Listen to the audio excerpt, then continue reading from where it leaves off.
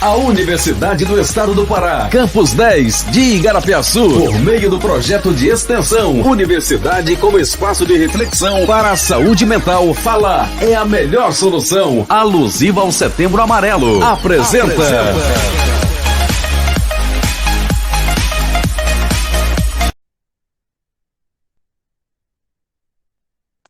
Olá, me chamo Ivan Filho, sou discente de matemática na Universidade do Estado do Pará, Campus 10.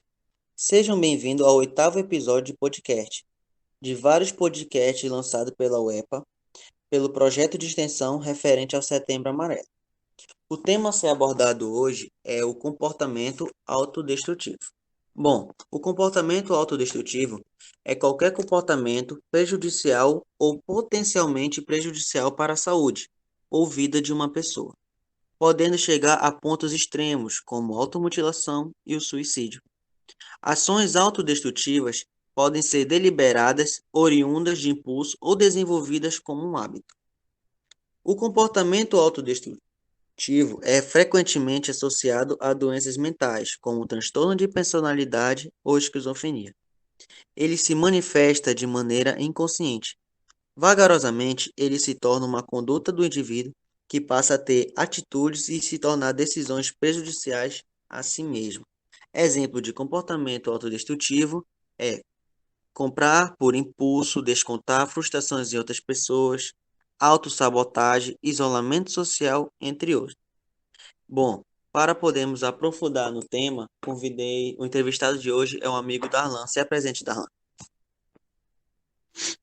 Olá, me chamo Darlan Pereira, sou discente do Campus X de Igarapiaçu desde 2017 até o momento de 2021. E eu pretendo agregar um pouco durante essa campanha e falar um pouco, contar um pouco sobre minha história e sobre esse tema que é tão importante de ser falado, né? Bom, Darlan, em que momento na sua casa você percebeu que estava com transtornos psicológicos e quanto tempo você convive com esses transtornos?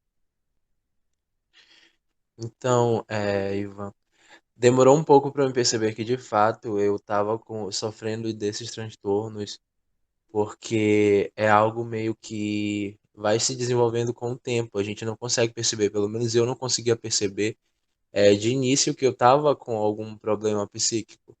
E eu fui de fato perceber que eu estava precisando de ajuda, que de fato eu estava com problemas quando eu já estava bem avançado, já estava bem desenvolvido, que foi quando eu tentei o suicídio, que foi um dos piores momentos assim da minha vida, onde durante o curso mesmo que eu estava desenvolvendo durante uma das piores disciplinas do nosso curso, é, e ficar reprovado por não por falta de esforço, porque eu me esforçava, mas perceber que tu estava ali, tu estava se esforçando, tu não estava conseguindo produzir entre outros âmbitos da minha vida fizeram com que eu chegasse no fundo do poço. E quando eu percebi isso, já estava um pouco tarde demais, eu já não conseguia mais pedir ajuda, eu só sentia uma dor muito grande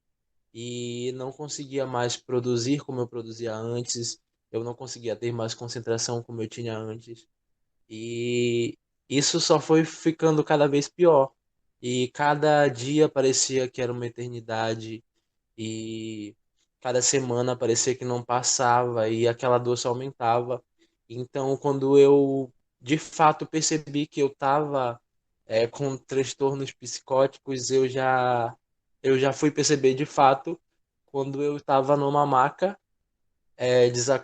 quase acordando já no momento em que estavam fazendo um procedimento, tentando me reanimar porque eu tentei suicídio e a minha irmã estava chorando em cima de mim, dizendo que não queria que eu morresse. Esse foi um dos piores momentos e foi quando de fato caiu a ficha que eu estava precisando de ajuda.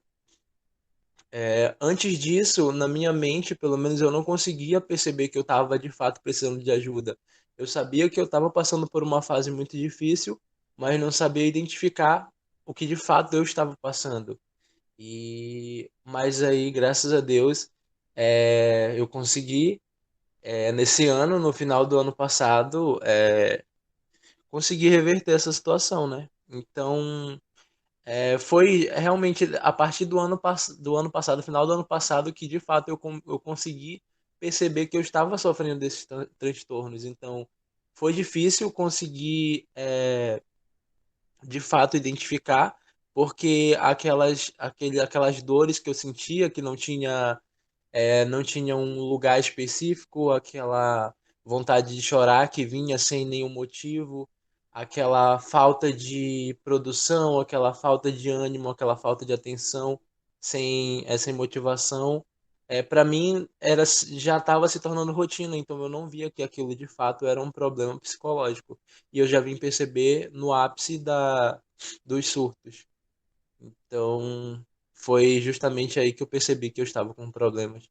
E desde lá até hoje, eu já consigo conviver muito bem com isso, graças a Deus, mas a gente sente ainda um pouco e assim, é uma coisa que eu tô levando, eu pelo menos até então não consegui acreditar que existe de fato uma cura 100%. A gente consegue aprender a conviver e a desenvolver uma vivência de uma melhor maneira possível até então. Você utiliza alguma intervenção para tratar sua saúde mental?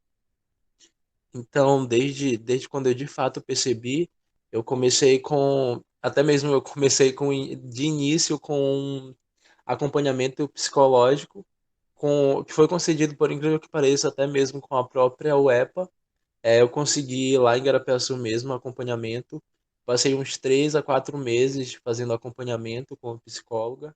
E a partir de então eu comecei a desenvolver mais ainda as coisas que eu gostava, que era praticar exercício, ouvir música e até mesmo estudar, que são coisas que eu realmente gostava de fazer e que me distraíam, que me tiravam daquele lugar onde eu me sentia sozinho, onde eu me sentia que ninguém gostava de mim e entre outras situações ruins e essas atividades que eu comecei a desenvolver a partir da própria orientação psicológica que eu tive com o profissional, foi me ajudando e até hoje me ajuda muito.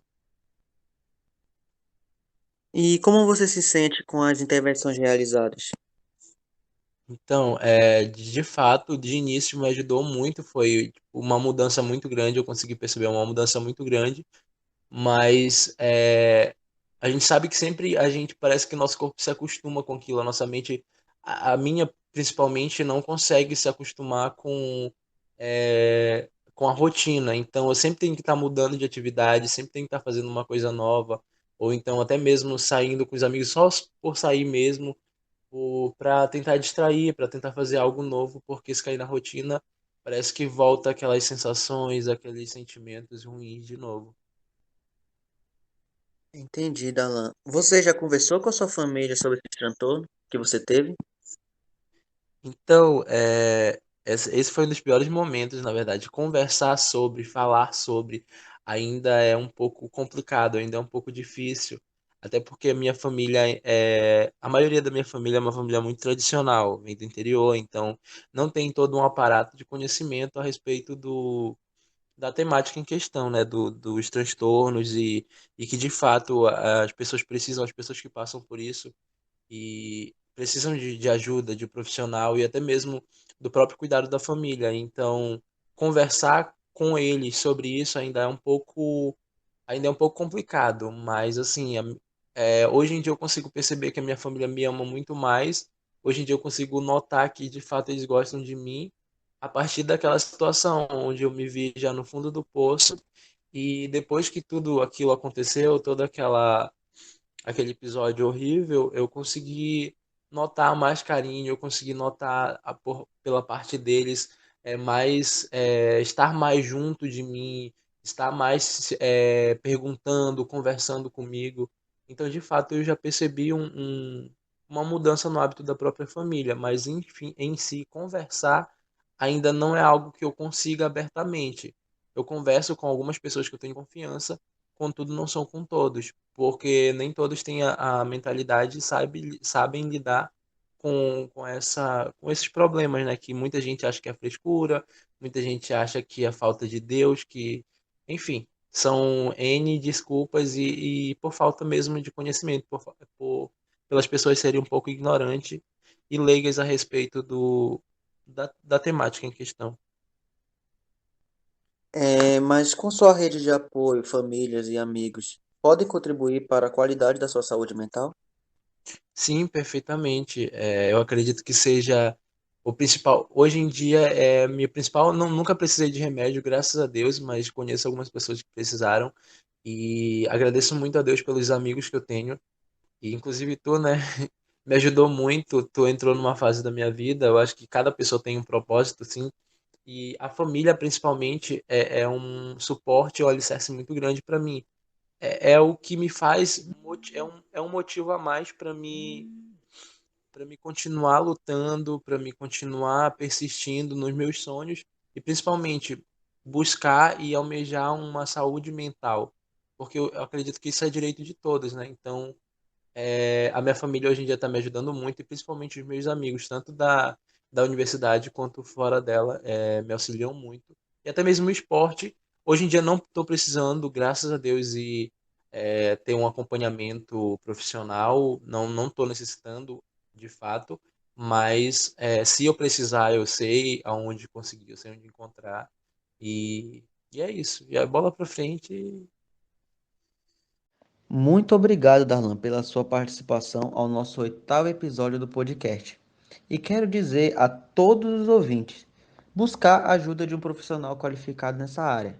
E só deixar o tratamento quando o profissional liberar, viu? E lembrando que falar é sempre a melhor opção. Obrigado a todos. A Universidade do Estado do Pará, Campus 10, apresentou o podcast do projeto de extensão A Universidade como Espaço de Reflexão para a Saúde Mental. Falar é a melhor opção.